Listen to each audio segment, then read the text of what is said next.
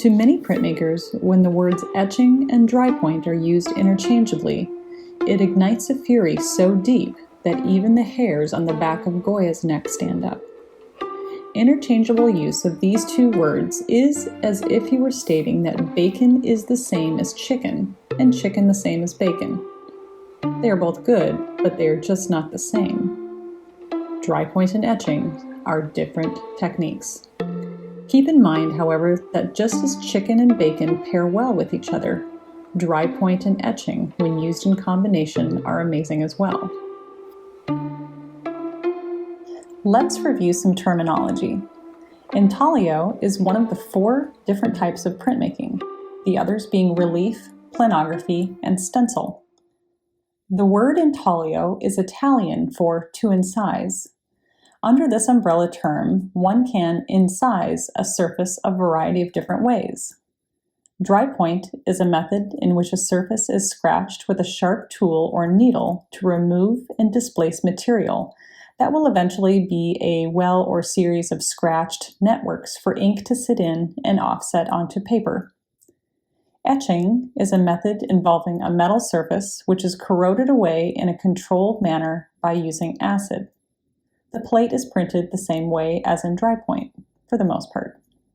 And engraving is a method in which a surface is scratched with a sharp tool that removes surface area to reveal a narrow trench in which ink will sit and be offset onto paper. As you can see, in the process of etching, an acid-resistant, wax-like liquid is brushed onto a piece of metal. It dries and hardens, leaving a surface that can be drawn into. Marks that are made are vulnerable to be etched away when the plate is placed in acid. The etching technique often produces detailed and accurate line work in the finished print. Drypoint prints typically showcase dark patches of fuzzy lines and velvety marks, results of the mark-making process in which a burr of surface material is displaced and is still connected to the surface. This mark is then offset onto the paper during the printing process. Drypoint plates sadly deteriorate over time because of this characteristic, therefore making prints slightly more variable and valuable. Substrates for drypoint are extremely variable. One can drypoint onto wood, metal, glass, plexiglass, mylar, cardboard, and many other surfaces.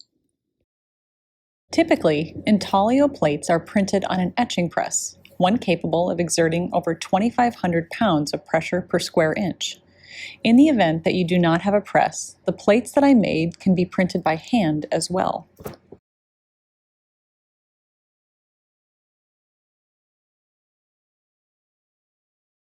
The tools that I will use in this demonstration are a combination of traditional and non-traditional tools. A drypoint needle, otherwise known as a whistler's or etching needle, a diamond tip tool, large and small scrapers, and roulettes are more traditional tools. I will also show that X-Acto knives, Dremel tools, electric engravers, and sandpaper can also be used for mark making on plates.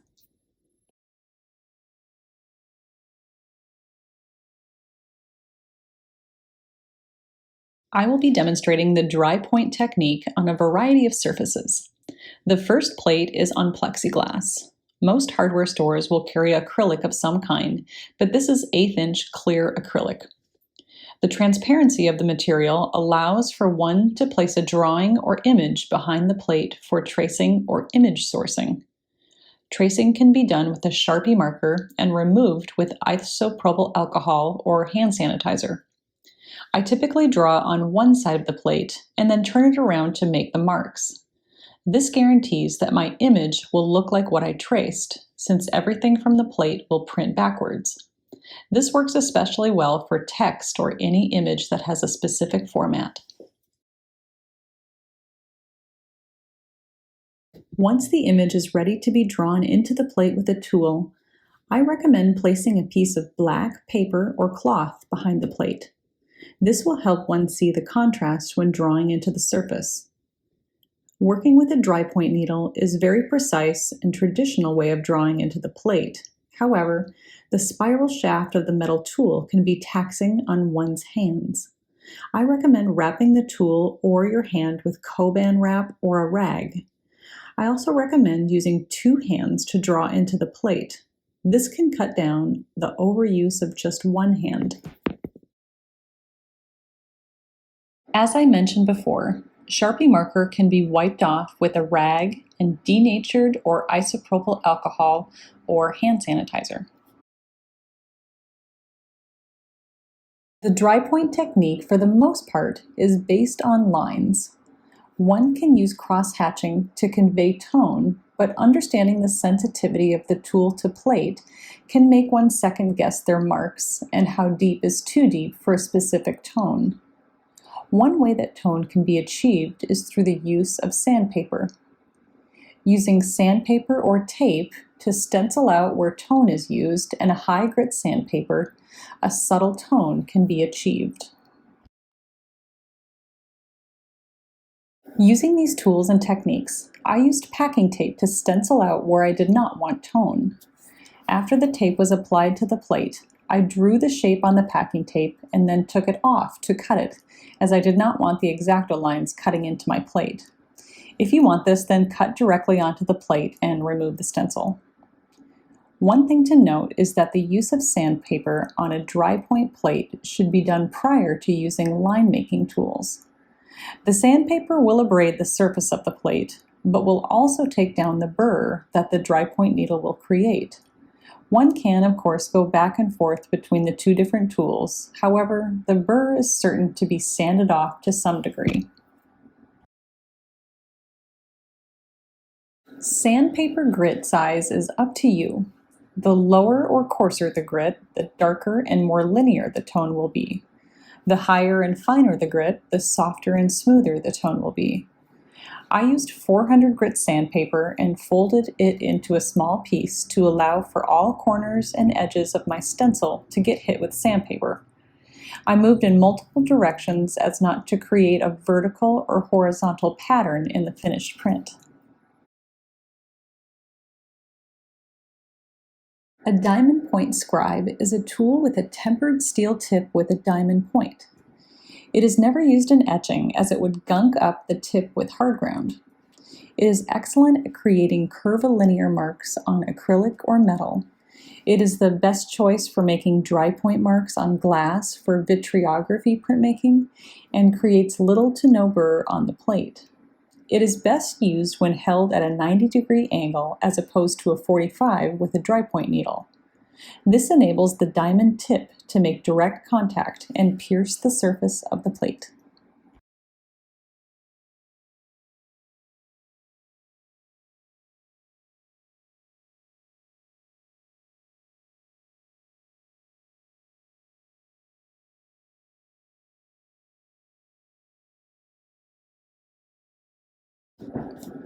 On this plate, I also used a number of non-traditional and inexpensive tools. I used a sharp nail, but one can also use a screw. As hardware like this is not nearly as sharp as some of the more traditional tools out there, you can always sharpen them. And really, it is things like this that you can always use in a pinch.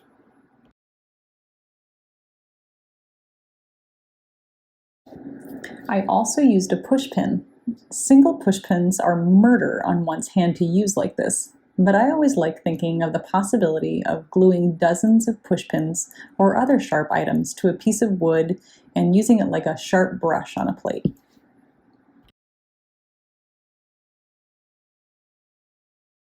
Lastly, I used an X-Acto knife. The acrylic is soft enough to be cut into by the knife, and I was able to achieve the narrowest of lines and little to no burr. X-Acto knives on acrylic are a little more difficult to control and make curvilinear marks. However, if used sideways, one could scrape away the surface of the acrylic surface for an interesting texture. This can also be done with a single-edged blade. However, I would advise taking the highest of care safety-wise when doing this.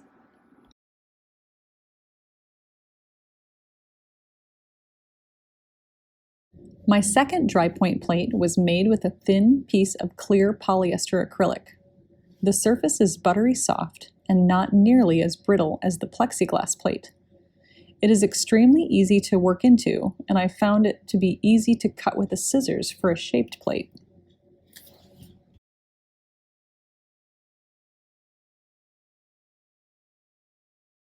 I cannot underestimate the use of a sheet of darker material underneath your matrix while working. Seeing the contrast of the white marks on a clear plate with the dark paper underneath makes it far easier to see what you are doing during the mark making process. I typically do not work with an image directly underneath the plate, rather a drawing made in Sharpie or marker so I can work and see the marks being made. This also allows for the process of working with the tools to guide the image and not my tracing to formulate my plate. When using the Drypoint needle, think of the sharp tip of the tool as a hook that both pierces and drags along the surface to incise the plate. Sometimes this tip gets dull or bends the opposite direction. In turn, the operator of the tool must respond and twist the tool to continue to incise the plate. I used a variety of the same tools that I used with the plexiglass plate, but also used a 3-sided scraping tool on its side to flatten out areas on the plate for wider but more superficial marks. This tool is fairly versatile as it can be used on its side to shave the surface and burr of the plate, but also at its tip for dramatic mark making. A number of printmaking tool manufacturers make small, medium, and large-sized 3-sided scrapers.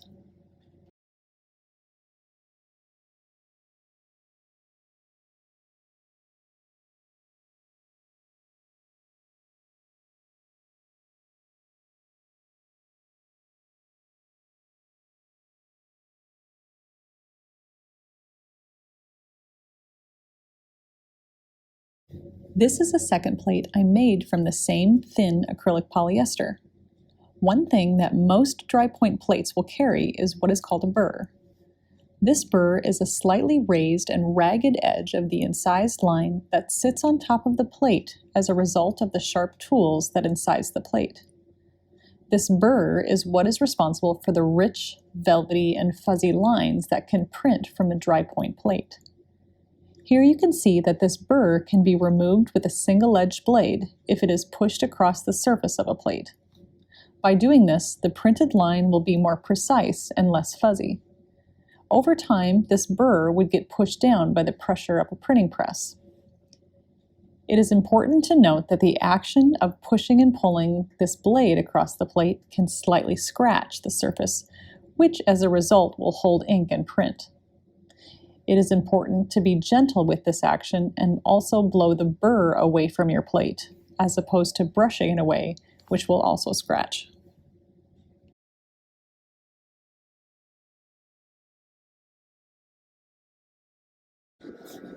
Plate 3 is where things get exciting. Anytime where power tools come into play, it is important to think about safety. Regardless of the matrix one is working on, whether it is wood, acrylic, glass, or plexiglass, one needs to protect themselves from getting hurt. Protect your hearing from loud and prolonged noise levels by wearing safety-rated earmuffs or foam earplugs. Protect your eyes from flying particulates by wearing impact goggles. Protect your body from rogue tools by wearing tightly fitted clothing and removing jewelry and work gloves while working. It is also recommended to clamp or tape your matrix to your work surface while working, so you have 2 hands to hold the tool, which allows for better control. As I said, plate 3 is where things get exciting. Power tools can be used on a variety of surfaces for heavy marks that have a machine-driven look. This is an engraving tool made by Dremel. It pulsates as opposed to reciprocates, which makes it seem more like a tattoo gun than a drill. It has 5 speeds and is quite ergonomical to hold. The matrix I am using for plate 3 is medium weight mylar. I taped it down so it stayed flat on my work surface. Although the mylar does not allow for a heavy burr to be thrown up by the engraving tool, it still makes a heavy mark that when printed will resound a dense and rich mark. A reciprocating Dremel tool. If you've used a Dremel tool before, you are well aware of how many bit options there are. Carbide tips, sanding cuffs, diamond wheels, and carving bits, just to name a few. Dremel tool bits spin at a variety of rates, which can cut into polyester surfaces, but can also melt them. If the tool depresses completely through your matrix, this mark will not hold ink and print. Therefore, be cautious with thin surfaces such as Mylar, where this can happen easily. Like I said, Dremel tools have an expansive range of options for hardware, however, are not as comfortable to hold for long periods of time. They are not as loud as electric engraving tools, but need to be used with precaution, as the spinning end of the tool can be dangerous to those working with long hair and beards, loose clothing, and cords.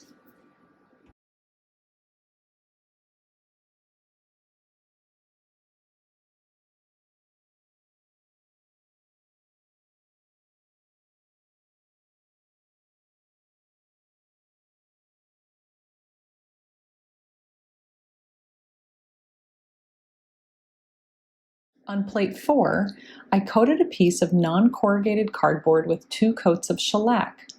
Shellac is highly flammable and needs to be applied and dried in a well-ventilated area. Therefore, work outside if possible. The water-resistant shellac is applied to the cardboard so that the surface is sealed to allow incised marks to be made and printed, while the surface can be wiped clean to create a non-porous surface during the printing process. Once the coated cardboard was dry, which in reality took a few hours, I incised the plate with a variety of mark-making tools such as ball burnishers, ballpoint pens, spiked wheels, and Drypoint needles. The pressure of these tools pushing down into the cardboard was enough for the matrix to eventually hold ink and be printed. Cardboard is easy enough to cut into to cut away the shellacked coated surface and expose the fleshy portion of the cardboard. The exposed portion of the plate will now be able to trap ink in its fibers to print the large areas. One can also cut shaped plates or puzzle plates out of cardboard such as this. Surfaces such as mat board, museum board, book board, old cereal boxes, and even styrofoam meat trays work great for this process.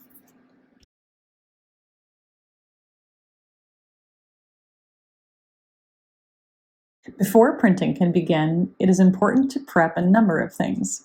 First, paper. Intaglio plates print best when dampened paper is used. Dampened paper allows the paper sizing, which keeps the paper together, to release, which inherently softens the paper. Once the paper is soft and malleable, it is able to find its way into the Drypoint incisions that were made to pull out ink onto its surface. Paper can be soaked in a tray or bathtub, or it can be placed in a damp pack or wet pack. I'm printing with a variety of papers including Hahnemühle, Mulberry, Kitakata, and Reeves Lightweight. Each sheet of paper is sprayed with a healthy amount of water on both sides and then layered together like a sandwich. Once all of the papers are layered and sprayed with water, they are carefully folded into a plastic sheet or garbage bag. Heavy books are placed on top of this group to allow for the paper to absorb water evenly. Western-style papers should sit in a damp pack overnight, while Japanese papers only need an hour.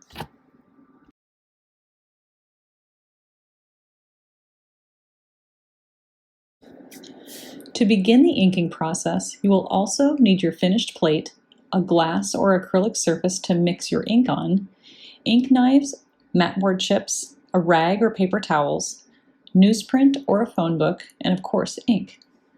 For these demonstrations, we are using water-based Aqua ink, although if you have access to oil-based inks, you can use these as well. To begin, take out a small amount of ink from the container and mix on your inking surface. If you notice the Aqua ink separating in the container, stir thoroughly before removing it. Place several dollops of ink onto your plate. With a small piece of mat board, begin to force ink into the plate's intagliate. Remember, you are not frosting a cake. Rather, you are gently pushing the ink into all of the scratch marks you've made. Card the plate in several different directions.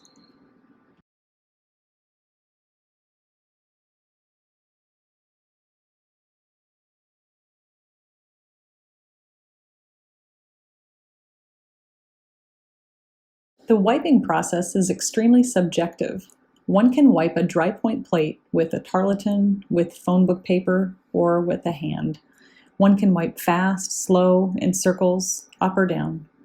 Keeping it simple, this plate is wiped with phone book paper, one sheet for each of my hands. In order to get some traction on the papers, I use a little ink, or saliva in my case, on my hands to get the paper to stick onto my palms. It's important to note that the wiping action is an extension of your palm, not of your fingertips. Wipe with a flat piece of paper and a flat hand for consistency. The plate surface can be wiped completely clean or left with residual ink on the surface. This is called selective wiping. Q-tips and rags dipped in water or simple green can remove surface haze, otherwise known as plate tone, to provide more contrast.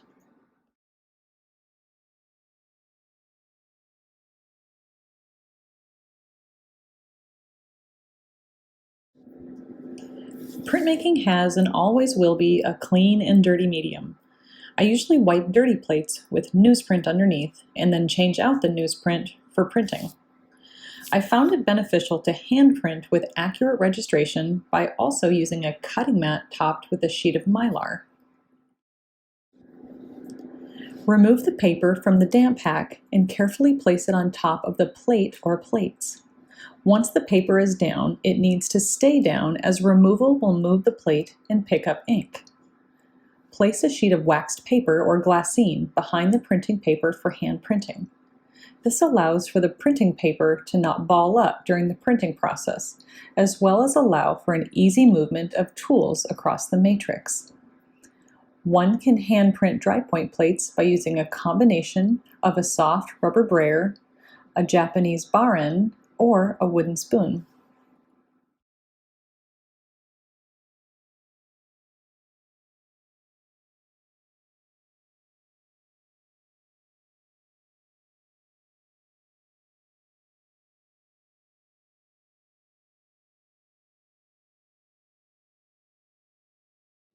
If you're careful, you can hold one side of the printing matrix and paper down and lift up the other side of the print to check its consistency.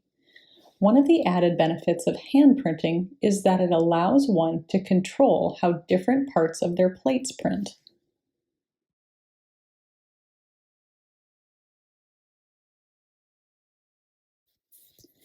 Once you are finished rubbing the back side of the plate, carefully remove the waxed paper and slowly peel one corner of the print away from the plate to reveal your print. We will discuss flattening and cleanup later.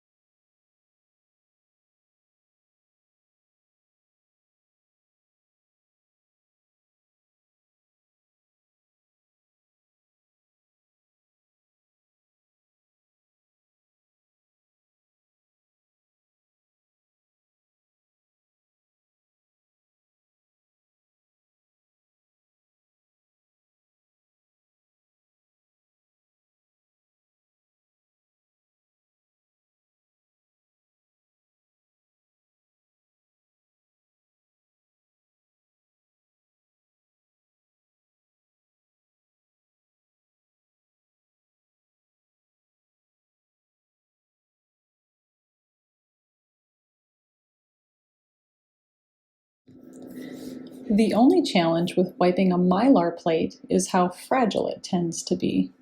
Any cut marks tend to want to tear, and the plate overall sometimes wanted to curl up.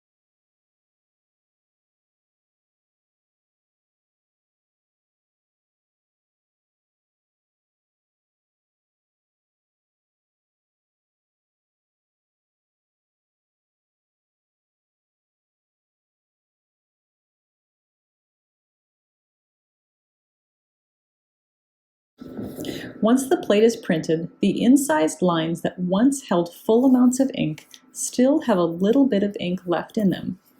Printing a second print from the plate without wiping in between is called printing a ghost print. This print is usually lighter in tone and in some cases equally as desired as the first print.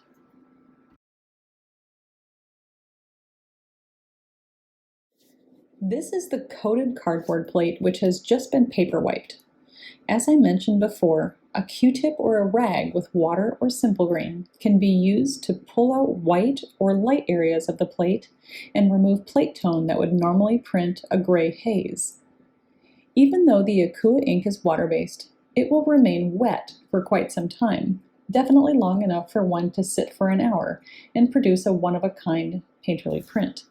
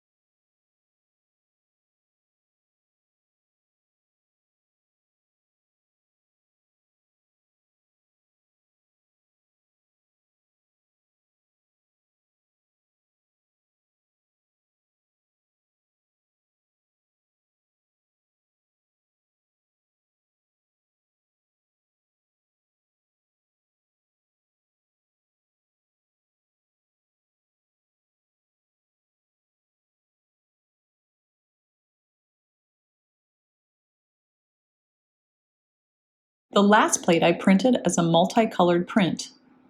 A la poupée printing is an intaglio technique in which multiple areas of one plate are wiped up with different colored poupées, French for small dolls or puppets. In this case, I wiped this plate up with small pieces of newsprint. On a side note, I recommend using newsprint versus a phone book page to wipe colored ink. Phone book paper is fine for black ink. However, the printed ink from a phone book page has the tendency to dirty colored ink. Printing a la poupée, it's best to begin with the lighter colors to prevent migration of dark colors everywhere. Use ink sparingly and be prepared to have some crossover of color. In this case, I'm working from orange to blue to Payne's gray and finishing with black.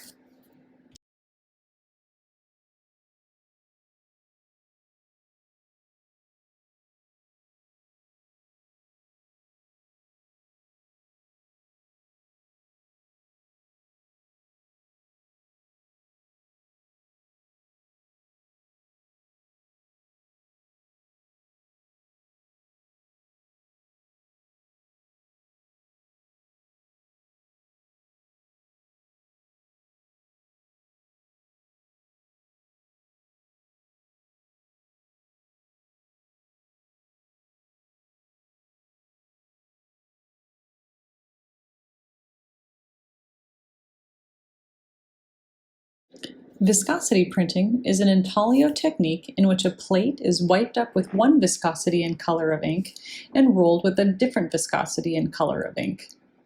For more information on this fascinating technique, Stanley William Hayter wrote an entire book about color viscosity printing called New Ways of Gravure.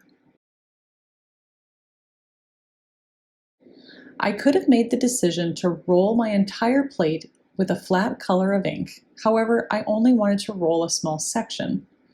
In order to accurately create stencils for the viscosity printing process, I used a piece of Mylar, a Sharpie marker, and an X-Acto knife to cut out the small window I needed. The relief roll portion of this technique calls for the ink to be a bit less viscous and lighter or more transparent in color. The Akua inks can be modified with different mediums, but I gambled and I didn't add anything to the ink. What is important to follow through with is that the viscosity roll needs to be a thin layer of ink and not a thick, sticky layer of ink, in which the intaglio lines cannot come through in the final print. One pass with the brayer is ideal, but 2 or more may be required if the brayer is not big or flat enough. Prior to rolling my plate with ink, I tape my stencil down to ensure it would not move during this process.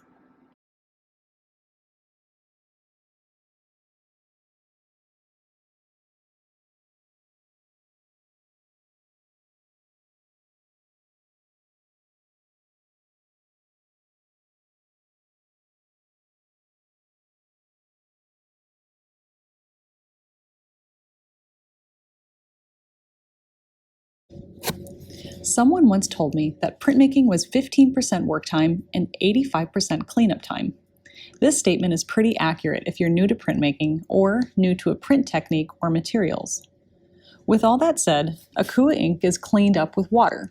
One can also use dish soap or detergent to speed up the process. Inking surfaces, matrix, and mixing tools can be cleaned relatively easy. Large quantities of ink should be discarded or saved in small waxed paper packets for up to 2 weeks. With the combustibility factor out of the picture, rags or paper towels containing Akua inks can be washed in water or thrown away in the garbage. Clean plates well. However, avoid scrubbing the matrix with heavy-duty abrasives or sponges, as this may scratch the plate's surface. Once prints have been printed onto dampened paper, they will, without further action, dry with ripples in the paper. To prevent this from happening, prints can be dried in between layers of newsprint or blotters and weighted under several books for a few days. If you're insistent on perfectly flat prints, change the newsprint layers every few hours for the first day. This will ensure that any moisture leaves the paper.